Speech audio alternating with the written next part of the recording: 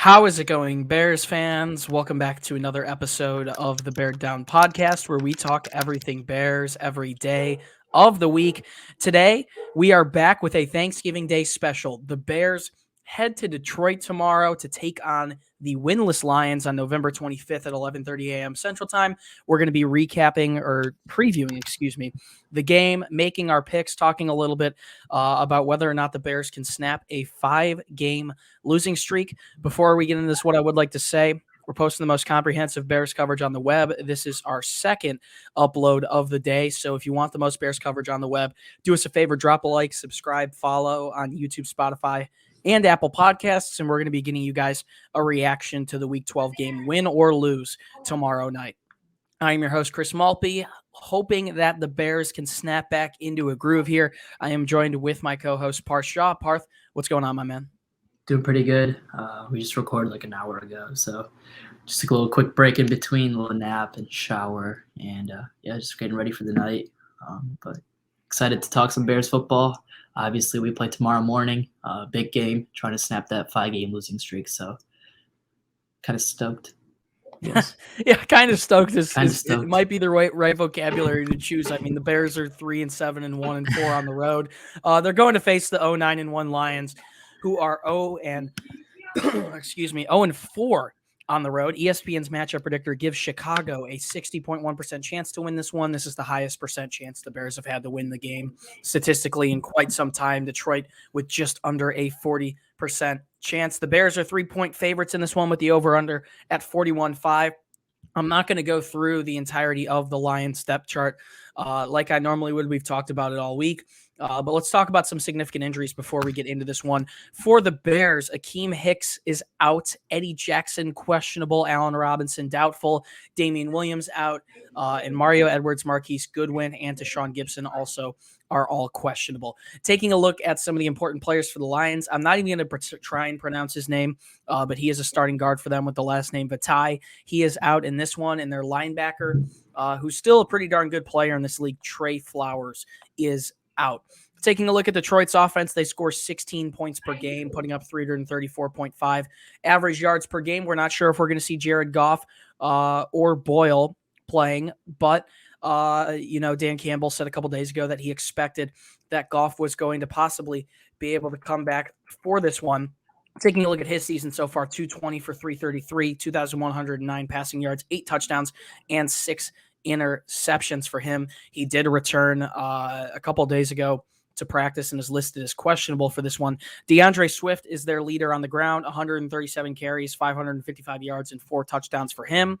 And then TJ Hawkinson, the phenom of a tight end that Detroit has, he has 54 receptions, 500 yards, and 2 touchdowns on the season. So Parth, we know that Andy Dalton is getting the start in this one, and we're going to find out a little bit later who the starter is for the Lions. But taking a look at the Lions on the season, it's been a struggle.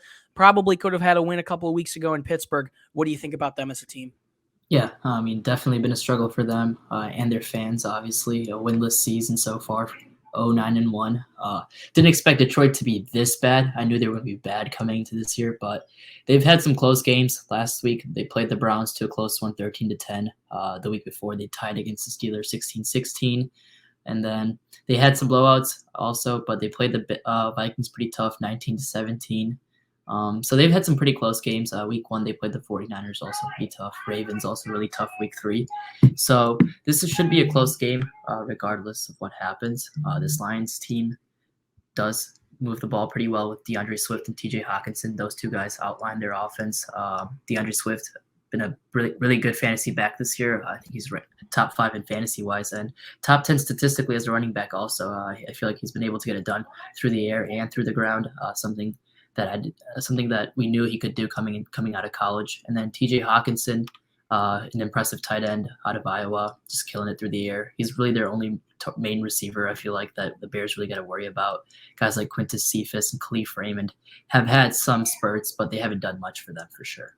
Yeah, the Lions' number 1 receiver right now is Amon-Ra St. Brown, the rookie, because of the injuries that they have. So no Cephas. I'm not sure about Raymond, but you're going to have to keep someone like Hawkinson in check, who's had some success against the Bears in the past. And Swift is also an important one because this game could turn into a battle in the trenches if you'd assume that the Bears are giving David Montgomery his good handful of carries in this one. The Lions like to rely on Swift a lot. I'll be a lot more confident in the Bears being able to pull it out if Tim Boyle plays. We saw him last week. 17 for 23, only 77 passing yards, and he didn't post the greatest passer rating. But there's a decent chance we see Goff in this one, and there's also a decent chance that Goff is bagged up in this one. I'm confident in the Bears nonetheless. They're playing the worst team in the NFL. The Lions are winless for a reason, even though they fought hard in some of these games. But you can't underestimate any team under any circumstances. There's a lot of limelight on Chicago right now because of the whole Matt Nagy situation and the McCaskies forcing the team to start Justin Fields and Andy Dalton being back in. I'm confident the Bears can pull this one out regardless. And with Dalton under center, I still think they can get it done. So, the moral of the story is you still can't underestimate any team in the NFL and that anyone can beat anyone on any given day. So hopefully the Bears can bring their A game tomorrow because we surely haven't seen it in quite some time. Parth, let's talk a little bit about the keys to a Week 12 win. I'm going to start with you. We obviously scratched 3 key matchups from our weekly segment, but we still like to talk about it here on our pregame shows. So taking a look at what could potentially be a game with a lot of factors that haven't settled into place yet, and then no one knows if it's going to be Tim Boyle or Goff.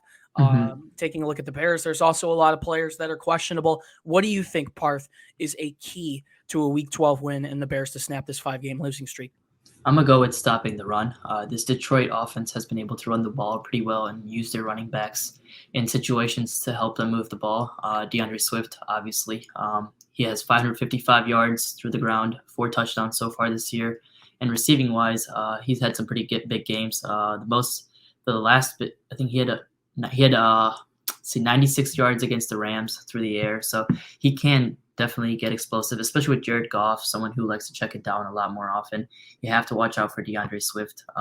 Roquan Smith's going to have his hands tied again with a big game. The last time the Bears played DeAndre Swift, he was held to just 16 yards, and that helped the Bears out a lot as we were able to win 24-14 and made Jared Goff try to beat us. And at the end of the day, Jared Goff isn't able to do that. I just feel like he won't be able to do that. And if it's Tim Boyle, it's even better.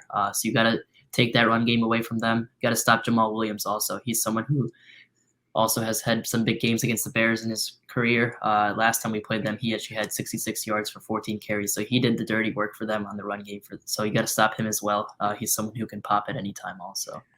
Yeah, the Bears did a good job holding DeAndre Swift in check in Week 4. Only 8 carries for 16 yards, 2 yards per carry for him. But it's been a tale of the tape for Swift, who's really turned it around this season and become a good receiving threat. I'm actually going to go the opposite side of you and focus on the run game for the Bears for my key to a Week 12 win. We've seen David Montgomery play some of the higher percentage of snaps we've seen him play in games this season since returning from that injury. But he hasn't really been able to be a big impact player. Taking a look at this Detroit defense, I mean, they're allowing 27 points per game to opposing teams and 140.5 rushing yards on the ground. We saw Montgomery, when the teams faced off in Week 4, have 23 carries for 106 yards, 4.6 yards per carry, and 2 touchdowns. Damian Williams also was able to pick up 55 yards on 8 carries, almost 7 yards a carry, and a touchdown. So we're going to be missing Williams in this one, but you have to establish a run if you're Chicago. Andy Dalton is someone who's a decent game manager. I don't fully trust him in most of these situations. So getting a run game going early, giving David Montgomery the ball 20-plus times could be huge. And also, once again, I think getting Khalil Herbert involved is big time as well, especially with Trey Flowers being out there for Detroit.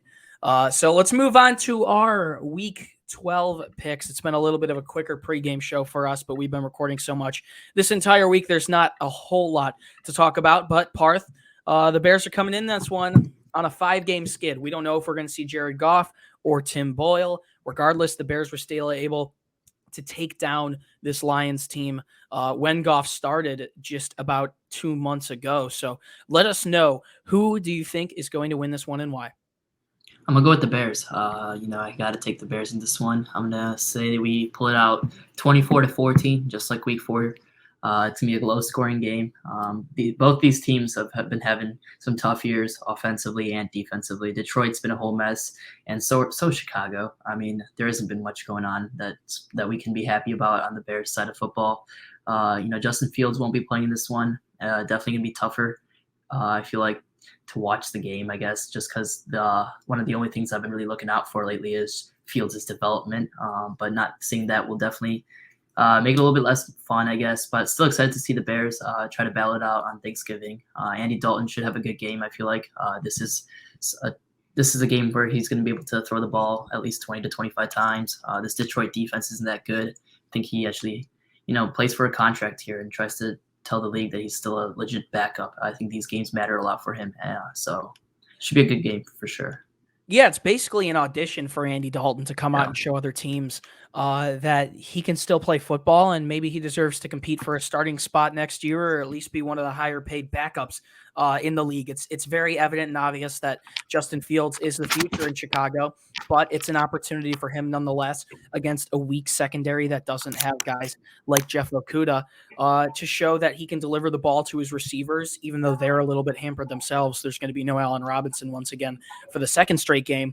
But it's a big game for Dalton, and I'm going to go ahead and agree with you. I think he can lead the Bears to a win in this one. I'm really excited to see if the Bears can establish the run.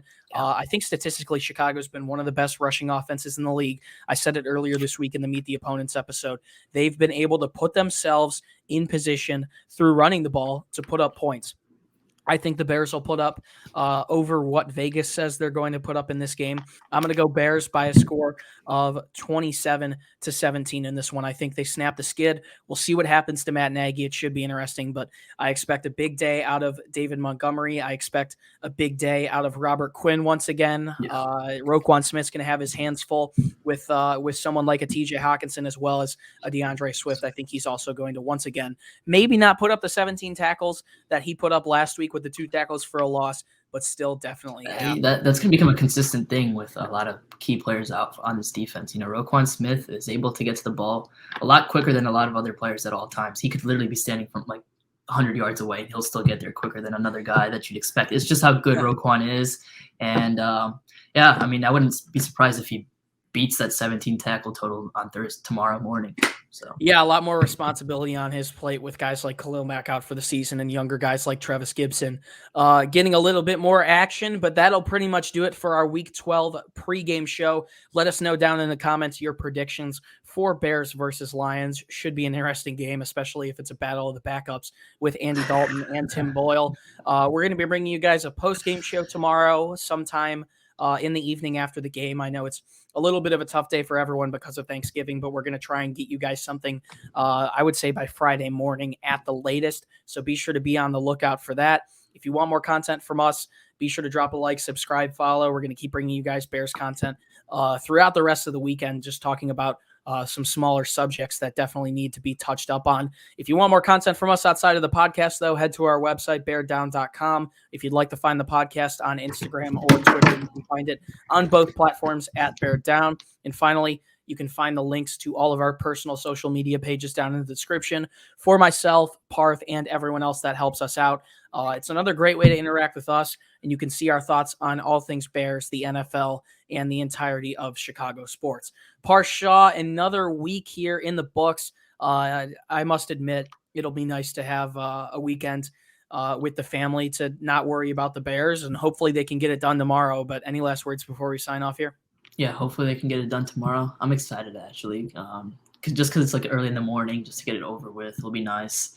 And then hopefully have some good food and watch some other games and stuff, spend some time with the family. Happy Thanksgiving to everyone, and bear down. Let's snap this losing streak. I do not want to go on a 6-game losing streak. It's so polarizing when the difference of maybe a couple plays in this game could be the Bears snapping their losing streak or giving Detroit their first win. And with all the turmoil in Chicago right now, it wouldn't shock me if the Bears came out flat-footed tomorrow. But I'll say it to my grave, this is definitely a winnable game for Chicago. I expect them to get it done. Once again, on the ground, I think it's going to be a big day for someone like David Montgomery, who is back but hasn't really returned to his purest form yet. Should be an interesting one. Guys, it's been a pleasure to be your host. Once again, my name is Chris Malpe. And Bears fans, as always, Have an incredible, safe, fun, and happy Thanksgiving. Stay safe and bear down. We'll see you guys tomorrow night with our Week 12 postgame show, and that'll pretty much do it for us, guys. Bear down. We'll see you tomorrow. Peace out.